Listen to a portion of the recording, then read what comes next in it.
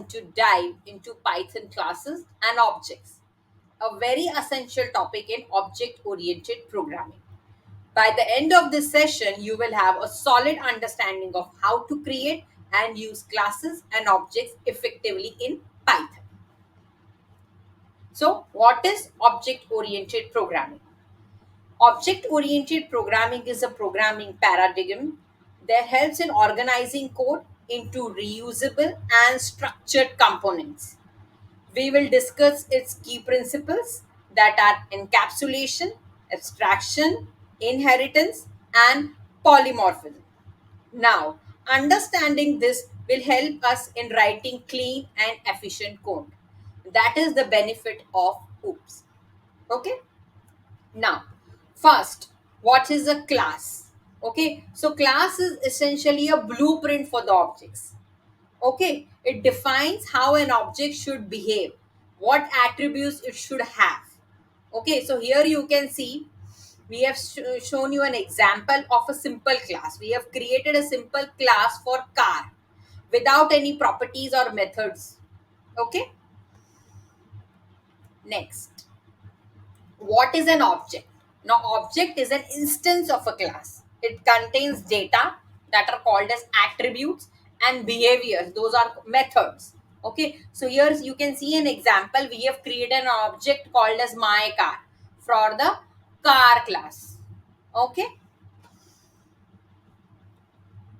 class methods and static methods. Okay, now class methods operate on class variables, while static methods are utility functions that don't need class or instance data. Okay, yeah. So here you can see an example what we have done over here. You can see the way how we are defining a class method and how we are defining a static method. Okay, again we are taking the help of keyword def. Yes. Next, encapsulation. Encapsulation hides internal details of a class. Okay, like private attributes with underscore prefix. Yeah, they cannot be accessed directly from outside. Okay, as the name suggests, private. And public, as the name suggests, it can be used everywhere. So you can see a example over here. You have created a class for bank account, then you have defined a function in it for self balance, and then you have defined another function called as get balance, which will help you to get the balance. Okay. Inheritance. Inheritance allows a class to inherit attributes and methods from another class, promoting code reuse.